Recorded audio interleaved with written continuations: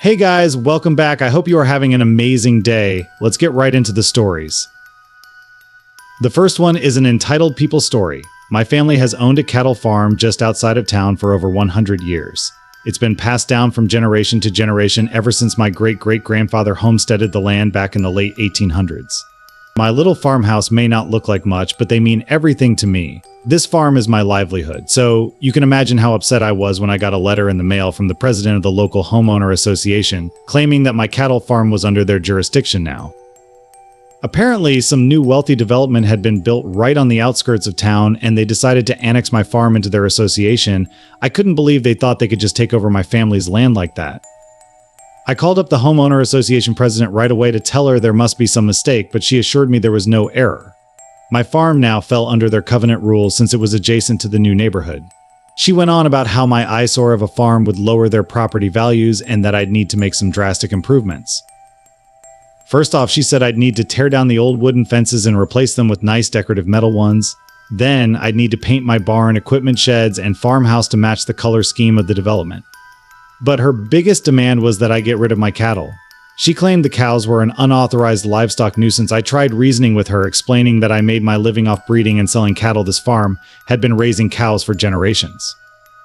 But she wouldn't budge. She told me I had 30 days to comply with the homeowner association covenants or face some hefty fines. Well, I wasn't about to let some entitled homeowner association president and rich neighbors drive me off my family's land, so I decided I would take them to court. I hired a good lawyer who helped me file an injunction against the homeowner association. We were able to get a court date set pretty quickly. The day of the hearing finally arrived. As I sat in the front row of the courtroom, I watched the homeowner association president and her lawyers file in. They were dressed in fancy suits and had an air of arrogance about them. When the judge came in, my lawyer presented our case first. He laid out the history of my family's farm and argued that the homeowner association had no legal right to enforce their rules on my property. He made the case that my farm predated the neighborhood, so it was not bound by their covenants. The homeowner association president testified next. She claimed that my cattle farm had become a nuisance and eyesore that was ruining their perfect community. She even had some of the neighbors from her development get up and complain about the smell and sound of my cows. They made it seem like living next to my long-standing family farm was such an awful hardship for them. When it was my turn to speak, I told the judge about how this land and cattle business was my whole life. I explained how we had grazing rights to the creek that ran through my property, and if I got rid of my cows, then I'd lose my farm's main water source. Finally, the judge weighed in. He agreed with my lawyer, ruling that my family farm predated the homeowner association, so it was not under their jurisdiction. Their covenants only applied to the new development properties. He declared their annexation of my farm invalid. Those homeowner association folks didn't look too happy with his decision. As we left the courtroom, the homeowner association president came up to me, fuming. She threatened that this wasn't over and she'd do everything she could to run me out. I told her to go right ahead and try. This farm has survived droughts, floods, and more over the past century, so I think I can handle an angry homeowner association. I'm just glad I stood up for my rights and protected my family's legacy. My grandfather would be proud. This land has been in our family for generations, and no little homeowner association is going to take that away from us. The next one is a pro-revenge story. My dad died on December 1st, 2022. He briefly lived with me before his passing after a long stint of being chronically ill for the past 15+ years. As his health declined, he relied more on my mom for things. Prior to this, she was never a great person and fully took advantage of his disability and mobility issues as he declined. For years, she claimed to be separated and divorced, talking to other men on the internet. She made claims many times that she was going to move away and marry someone else. In addition, she took advantage of him financially. We tried every legal avenue we could find to have her kicked out, arrested, or forced her out, but those attempts were met with responses that it was a civil matter, and there was nothing that could be done. He made me durable POA and added me to all his accounts. This is a small portion of her abuse, but I promise her actions were no less than neglectful and exploitative. I had tried for years to get my dad to move in with me, but he wasn't leaving the house he worked so hard to pay for. I brought him home on hospice the day after Thanksgiving and made sure his final days were the best they could be. After meeting with the funeral home to carry out his final wishes, I was told they required consent from my mother to allow me to cremate him. It was no surprise she initially told me no and only agreed after I allowed her to keep the Social Security survivor benefit, which would have been hers anyway. I wrote his obituary and left her out of it. There was not a single word or mention that he'd ever been married or had a spouse. I didn't feel she deserved to be recognized or viewed as a grieving widow when she spent their marriage as a terrible spouse in person. She lost her mind, and there were many questions from friends and family alike. I've spent years in therapy working through maternal narcissistic abuse and believe that if she didn't want me to talk about it, she shouldn't have done it. When people asked about it, I was honest about the years of abuse my father and I endured from her. I've completely ruined the public image and victim complex she spent years creating. I might be the villain in this scenario, but I'd do it again in a heartbeat. The next one is a petty revenge story. In high school, I was a senior and she was a junior. Tops of our classes, standard good kids, and I was like Wally Cleaver. Her family was very religious, think of the Flanderses. While her folks were weary of her dating, they loved and trusted me and invited me over to their house frequently. It should be noted that all during the time we dated, we never had sex. Her folks had the talk with both of us and were concerned that their baby girl would end up pregnant. But I loved her enough to respect her folks' wishes and never made her uncomfortable. Had it played out right, I could have seen us being married. Fast forward to after my graduation. After a few months, we still lived in the same town and she was to start at my college in the fall. She up and dumps me. Later, I heard that she'd been cheating on me and he was going to take her to her senior prom, even though we planned to do so. She told her folks I dumped her after finding someone else. Several months later, I spot her and her mom shopping in the local grocery store. They don't see me. I had a hat and grew a nice beard and kept a safe distance, and I didn't want to get into a conversation with the mom, who obviously had been told I'd done her daughter wrong. So I waited until they left their cart unattended and placed a box of condoms and lube in their buggy and covered them. When they got to the checkout and her mom started taking items out of the cart, she found them and promptly flipped out. It was like watching the mom and Carrie. All the while, the ex was, "But those aren't mine," and the mom was, "How long have you been having sex? Who is it with?" and the shoppers around them snickering as hard as I was. Bonus, I went through my checkout fast and got to my car to watch the show continue. The mom was still fussing on the way to the car, and as they drove off, I could still see her wagging finger. The next one is a malicious compliance story. This story randomly popped into my head. Not the most extreme example of MC, but it's a goofy little story some people might find funny. Also, apologies for the length. Brevity isn't my strong suit. I had a core group of friends in high school, but like a lot of people, our friend group had peripheral friends who would occasionally hang out with us. Abby was one of these peripheral friends. I never liked her. She got into a lot of trouble, and she was always really mean to me. We didn't have much interaction unless she needed something, usually homework help or lunch money. My friends and I usually ate lunch at a quiet stairwell that only a few people would walk up and down during the lunch period. Abby usually didn't join us, but on this particular day she did. Near the end of lunch, a group of 3 girls walked down the stairs. I was talking to another friend at the time, so I missed what one of the girls said to Abby, but Abby responded by barking like a dog. The girl then turned around, said, "Did you really just do that to me?" and Abby barked once again. The girls turned around and stormed off, muttering to themselves. At that point, the bell rang and I went to class. This seemed like such a non-thing to me at the time, I completely forgot about it after it happened. Cut to the next day. I'm in the middle of class when the principal's secretary comes into my classroom. "Is username here? Mr. Potter needs to see her in his office." Now, I was a good kid, never got in trouble, never got in trouble. So when I was called to the principal's office, that started a bunch of chattering among my classmates. Even my teacher, as I was leaving, asked, "What did you do humiliating?" I go into Mr. Potter's office. He was an intimidating guy, a former college football player, always wore sunglasses, looked like he could rip your head off with his bare hands. Everyone was terrified of this guy. I sat down across from his desk. He confirmed my name. Then he said, "I understand you witnessed a confrontation between Abby Johnson and Christina Smith yesterday." I said, "I know who Abby Johnson is, and I saw her yesterday, but I'm not sure who Christina Smith is." He already seemed annoyed. Apparently, there was some sort of confrontation between Abby and Christina and 2 of her friends in the West Hall during lunch yesterday. I suddenly remembered what happened. "Oh yeah, I did see that." "I don't think I'd describe it as much of a confrontation though," I said. "They ended up getting into a physical altercation." "You don't think that's a confrontation?" he asked me. "Oh, I didn't realize a fight happened." I just saw them exchange a few words, the bell rang, and they went in separate directions. I went to class as soon as the bell rang and didn't see anything beyond that. I replied. "Okay, well, what did you see?" he asked. I proceeded to describe what I mentioned above, including the barking. I believe I said, "And then Abby barked at Christina, Mr. Potter looked confused. Could you be more specific? What did she bark at her? Now, for the non-native English speakers who might not know this could also be a regional thing. I don't know. Barking is a word that can mean the sound a dog makes, but it can also just be a synonym for yelling. However, as nervous as I was in this moment, I completely forgot about the second meaning of it, which is what he was clearly thinking I was saying. So I responded, she was barking at her. He was clearly very annoyed at this point. His voice kept getting louder. I need you to be more specific. How was she barking? I said, like a dog. He replied, I have no idea what you're talking about. Be more specific. Tell me exactly what she said. We can all see where this is going now. My high school was in a winding, echoey hallway. If your sneaker so much as squeaked on the floor in the main hall, you could hear it in a classroom down the hall and around the corner. Mr. Potter's office was in the main entryway center of this hallway, and the door was open.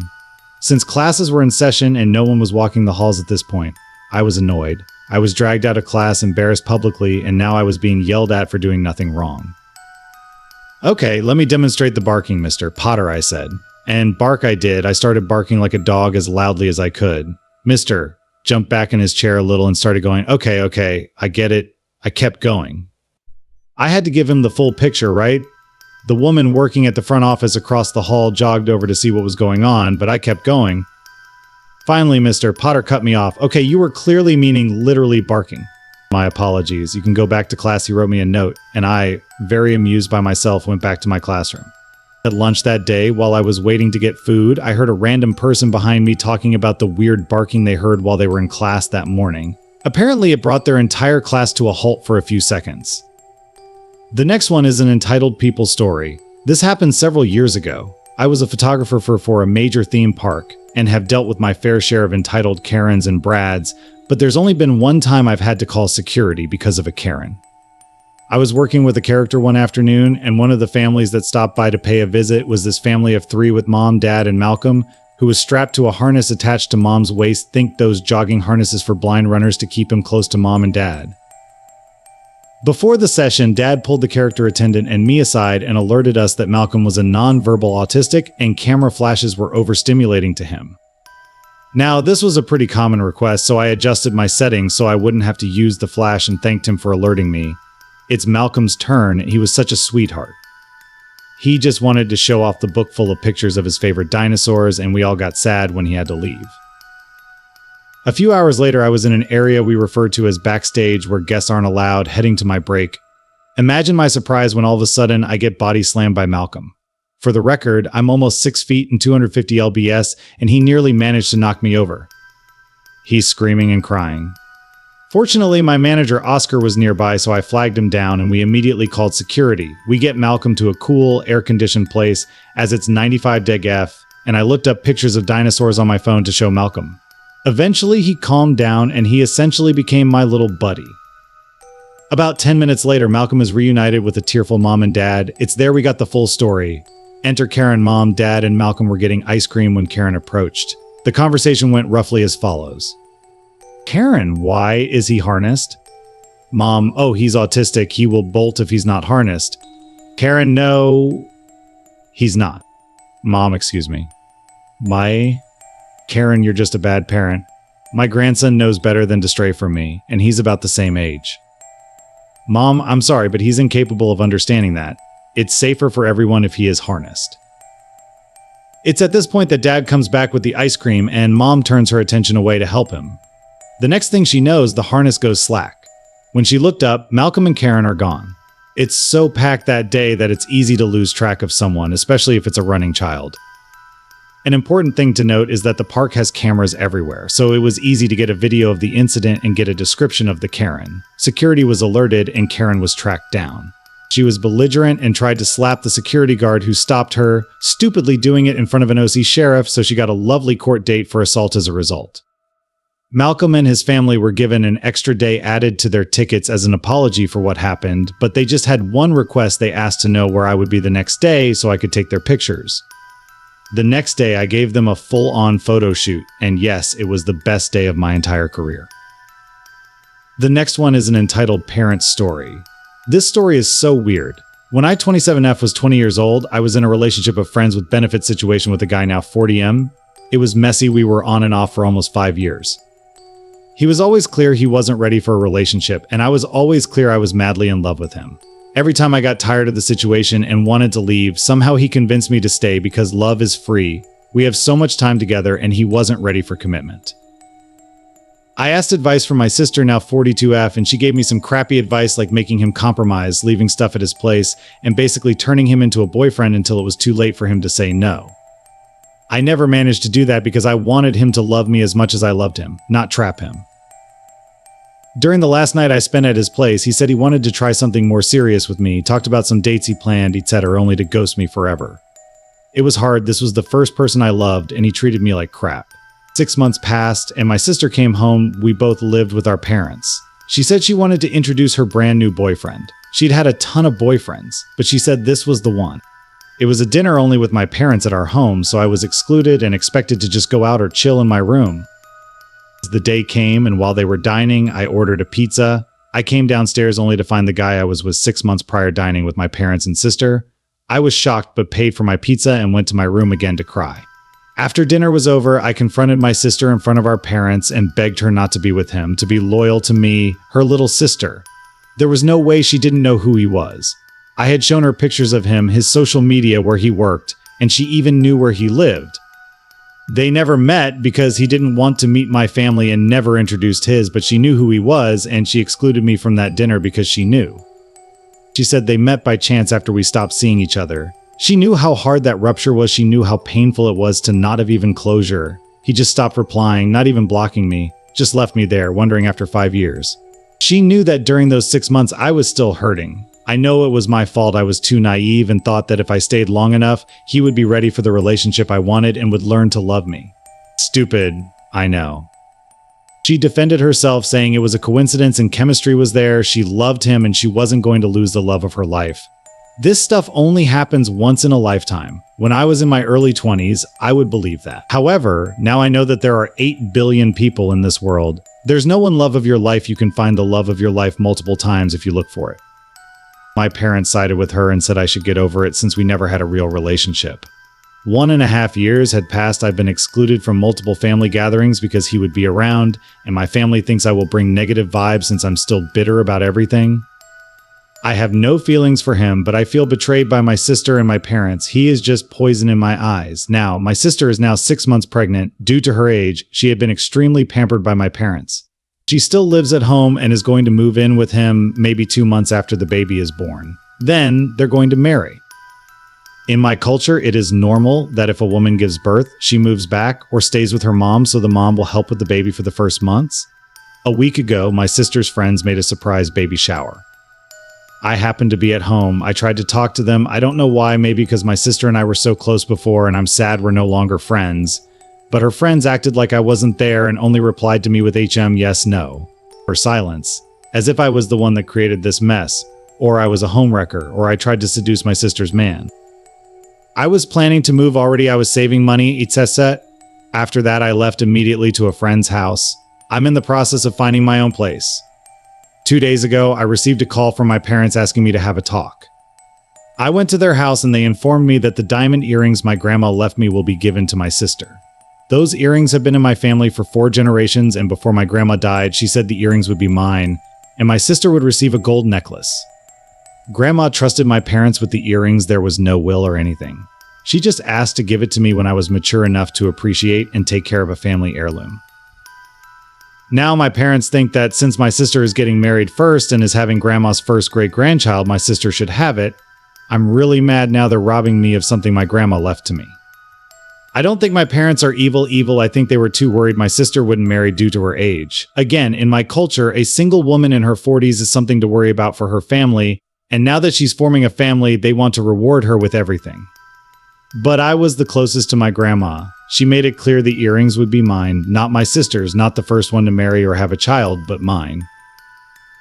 After 2 years of being excluded in favor of my sisters, I gave the ultimatum to my parents they give the earrings to me as my grandma intended, or I will cut them from my life forever. Not going to lie, the idea of cutting my family off is too painful, but I feel they already made me and still make me so wrong. I don't want them in my life anymore. I feel a little shallow fighting over this, but those are only things my granddad left to them. They are not entitled to them. Thank you for watching. I would really appreciate it if you could like the video and subscribe to our channel if you haven't already. We'll see you again tomorrow.